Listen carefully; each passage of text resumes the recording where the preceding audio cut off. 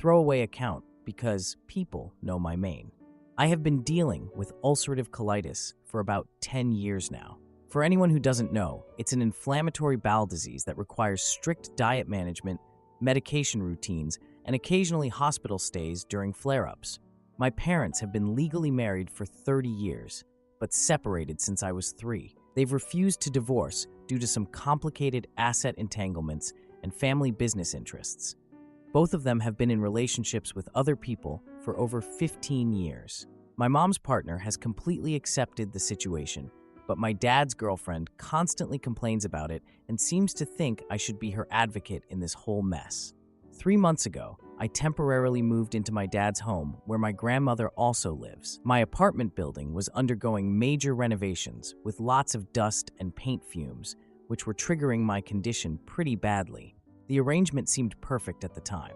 I could help care for my grandmother who has mobility issues while managing my own health in a stable environment. My dad works long hours, so having another person around to help grandma was something he appreciated too. Things were going okay for the first couple of months. Diane stays over about 4 to 5 nights a week, and she's always made it clear she sees me as an intruder rather than a guest. She's made passive-aggressive comments about another mouth to feed, even though I buy and prepare all my own special food. She'll rearrange my medication shelf to make it look nicer, despite me explaining multiple times that I need everything in a specific order for my daily routine. Yesterday evening, I was in the kitchen preparing my special anti-inflammatory meal when Diane cornered me. Standing between me and the exit, Diane launched into her familiar complaint. "Your father is wasting my life while he stays married to a woman he hasn't lived with in decades." She was getting increasingly animated as she spoke, gesturing with her hands coming dangerously close to my carefully prepared food. I could see specks of her spit landing on the counter where I was cutting my vegetables. I reminded her that I'd asked multiple times not to be involved in this issue, especially while I was preparing food that prevented my condition from flaring. "I understand you're frustrated, but this is between you and my dad," I told her calmly. I was trying my best to be diplomatic while also protecting my health. Ignoring my request completely, Diane moved closer, actually backing me up against the counter. She insisted I should talk some sense into your father, because blood families should stick together on this. I've heard this speech at least a dozen times since moving in. According to her logic, I should be upset that my dad is still married to my mom, even though this arrangement has been our normal my entire conscious life. When I tried to move past her to finish my meal preparation, Diane physically blocked me, saying, "No, you need to listen to me. I've been patient for 15 years while you've done nothing to help." At this point, my grandmother entered the kitchen, clearly distressed by the raised voices. She uses a walker and doesn't move around much, so I knew she must have been really concerned to make the effort to come check on us. This only increased my anxiety about the situation affecting both our health. When Diane noticed my grandmother had entered, rather than stopping her tirade, she tried to enlist her support. "You understand what I'm going through, don't you? 30 years is ridiculous." Grandma looked uncomfortable and confused, her hands trembling slightly on her walker. That was the final straw for me. I'm usually pretty non-confrontational, but seeing her try to drag my grandmother into this was too much. I finally snapped. "You chose to date a married man. That was your decision. I'm not responsible for fixing a situation you willingly entered into, knowing the circumstances."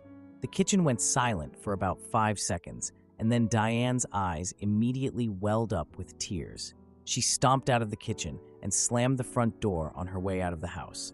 The exit was so forceful, it knocked a picture frame off the wall. Within 20 minutes, my phone was blowing up with texts from various family members. Apparently, Diane had messaged everyone saying I had viciously attacked her when she was just trying to connect.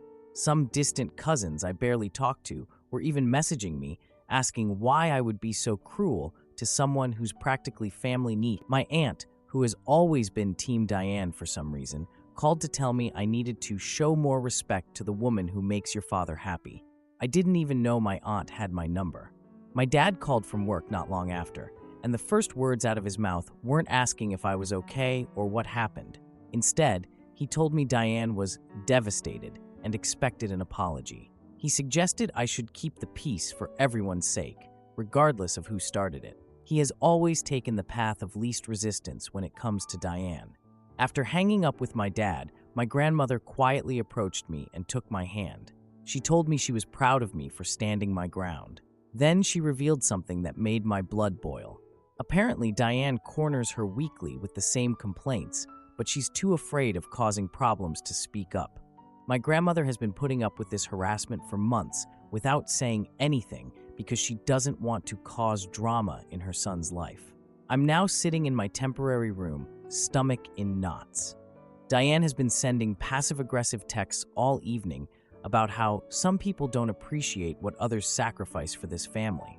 My dad keeps calling to ask when I'm going to apologize. I've stopped answering his calls because honestly, I'm not sorry and I refuse to pretend I am. I don't think I did anything wrong here. I've been patient with Diane's complaints for months, always redirecting her to talk to my dad instead of me. I've never inserted myself into their relationship issues. But now I'm being painted as the villain for establishing a boundary after she blocked me from leaving a situation that was triggering my medical condition. The most frustrating part is that I genuinely need this living arrangement right now. My apartment won't be habitable for at least another 2 months, and my last flare-up landed me in the hospital for a week. The stress of this situation is making my symptoms worse, but I don't have many other options. I'm not financially in a position to rent another place temporarily, and moving in with my mom would add an hour to my commute each way. I've tried talking to people close to me, but they're all taking sides based on their relationship with my dad or Diane, and it's making everything worse. Thanks for reading this far, and I genuinely appreciate any advice on how to handle this situation while protecting both my health and my grandmother's well-being. Now for the first update. First of all, I want to thank everyone who commented on my last post about the situation with my dad's girlfriend, Diane. The response was honestly overwhelming.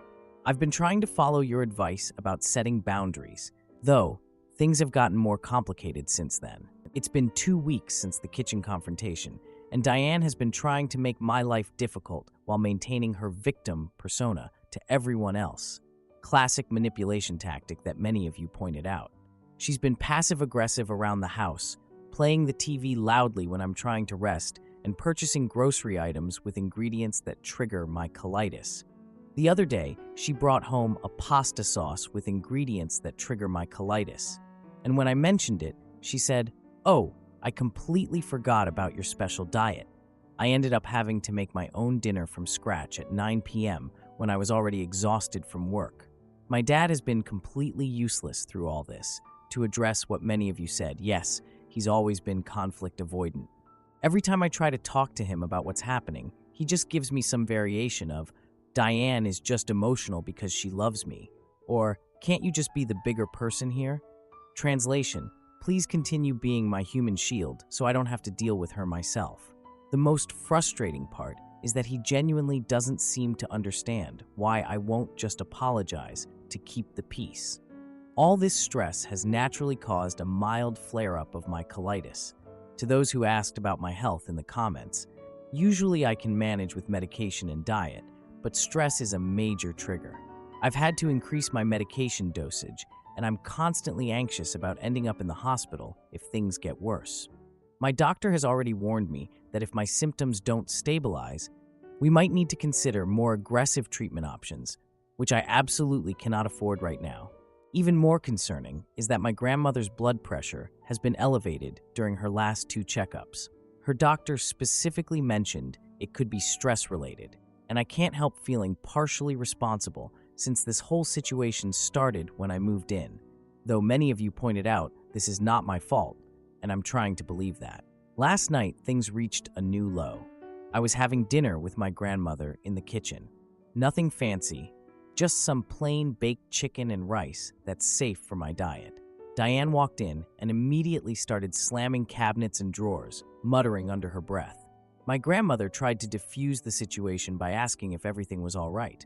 Diane turned and said, "Oh, are you actually concerned about my feelings? Someone in this house should be, that was one of your 4 dialogue lines used up already." I decided to just focus on helping my grandmother cut her food. She has arthritis that makes this difficult, and tried my best to ignore Diane's performance. That's when she deliberately bumped my chair while walking past, hard enough that I spilled water all over myself and the table. When I asked her to be more careful, she said, "Maybe if you apologized for being cruel to me, I wouldn't be so clumsy." My grandmother attempted to change the subject, talking about a show she'd been watching, but Diane interrupted her. "No, let's talk about respect and how your grandson thinks it's fine to attack me for wanting to be legally married." Diane noticed my discomfort and said, "Not feeling well? Stress is terrible for your condition, isn't it? An apology would probably help that." Using my health condition as leverage was a new low, even for her. I stood up and told her, "Using my health condition as leverage is a new low, Diane. I'm not apologizing for asking you to respect my boundaries." I helped my grandmother out of her chair, planning to finish our meal in her room, but Diane stepped into our path and hissed, "Your father will hear about this. Enjoy your stay while it lasts." Side note, many of you asked in the comments why I don't just move in with my mom.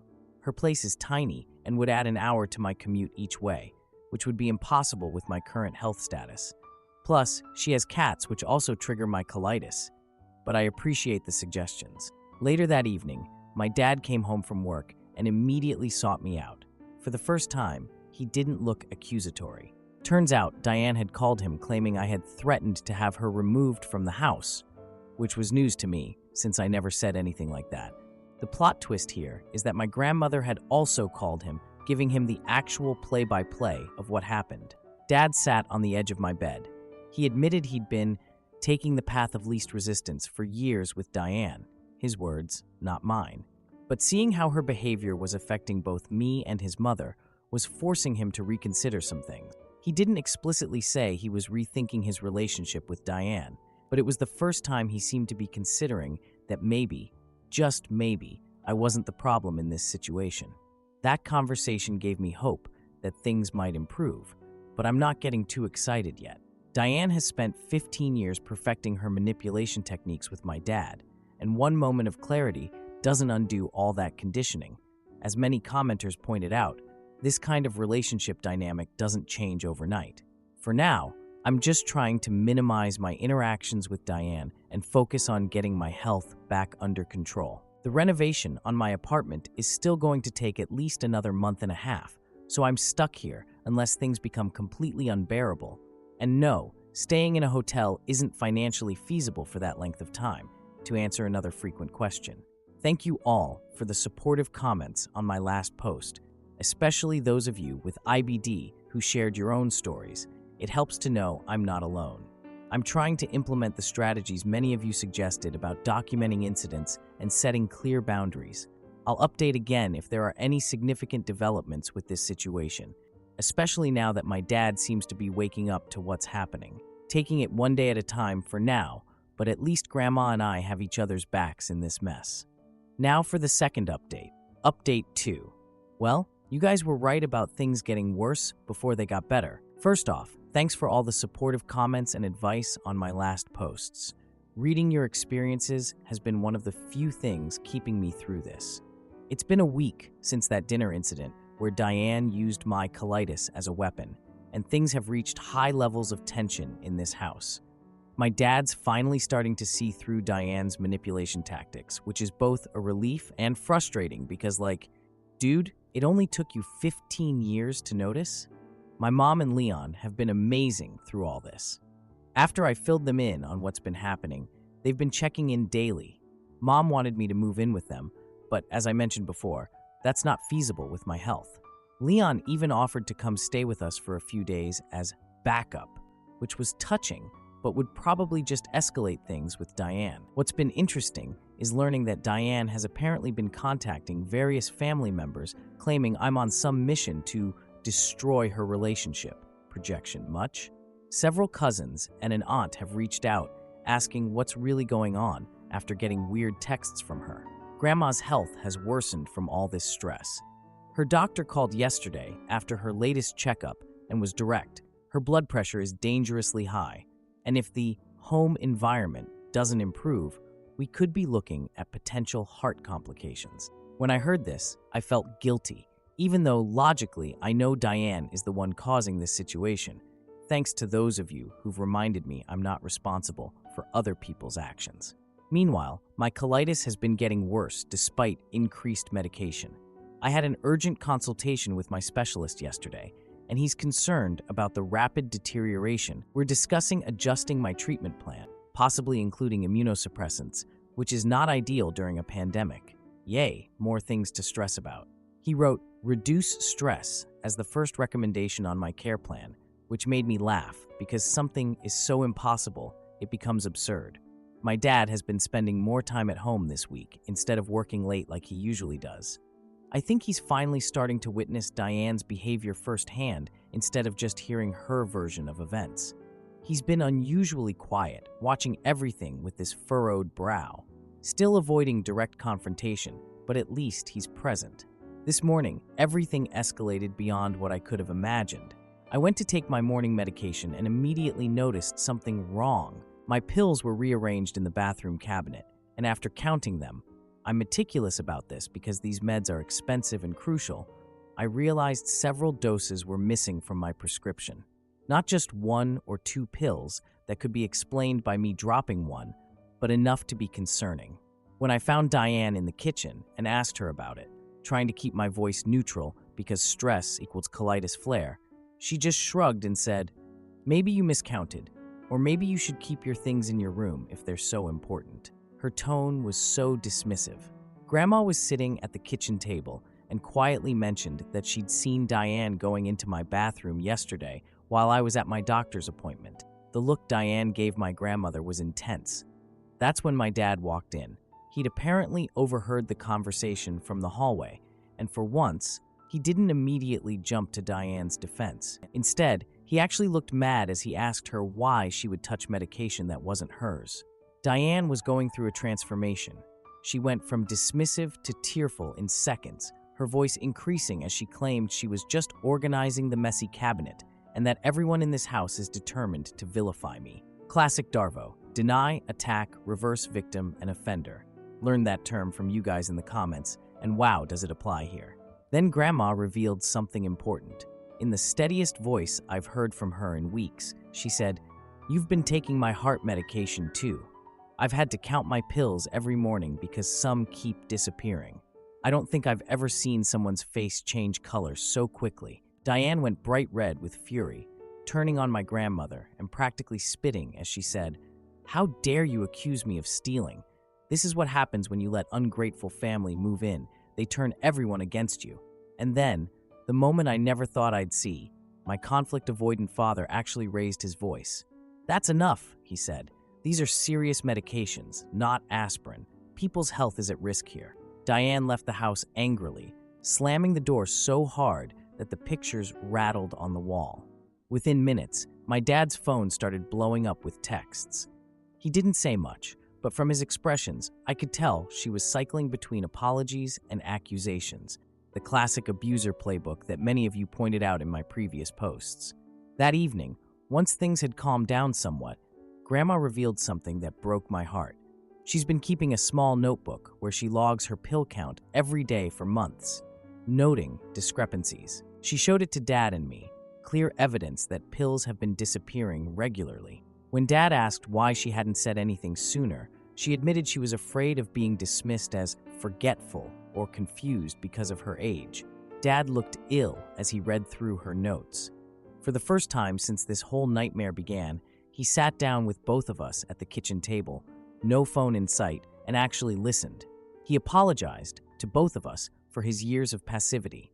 He admitted he'd been enabling Diane's behavior out of fear of confrontation and the complications of his unresolved marriage to Mom. "I've been a coward," he said, which was honestly shocking to hear from him. Dad's not big on emotional vulnerability, and both of you have been paying the price for it. Edit, quick update, just got off the phone with a pharmacist. She confirmed that suddenly stopping certain heart medications can be dangerous, and taking someone else's prescription meds is obviously illegal. Dad is looking into filing a police report, which feels extreme but necessary given the situation. My head is spinning that this has escalated to potential legal territory. Never thought we'd end up here when I first posted. While Dad hasn't explicitly said he's ending things with Diane, his behavior has shifted dramatically. He's been making calls from his office with the door closed, and I overheard him talking to someone about legal options earlier. Not eavesdropping. These walls are just paper thin. He's also been checking on Grandma and me regularly, making sure we're taking our correct medication doses and actually asking how we're feeling. Diane has been blowing up his phone non-stop with increasingly erratic messages. From what I've gathered through Dad's responses, she's now claiming she might have accidentally mixed up the pill bottles, but that it was an honest mistake, and we're exaggerating issues. She's also throwing in some choice comments about me being the real source of problems in the house. Classic deflection technique. I'm still processing everything that's happened. Part of me feels vindicated that her true colors are finally showing, but another part feels deeply unsettled that someone would mess with medication, potentially putting both Grandma and me at risk. The idea that she might have been doing this for who knows how long disturbs me. I'm still not sure what the right path forward is with this whole situation, but your comments and support have been very helpful during this challenging time.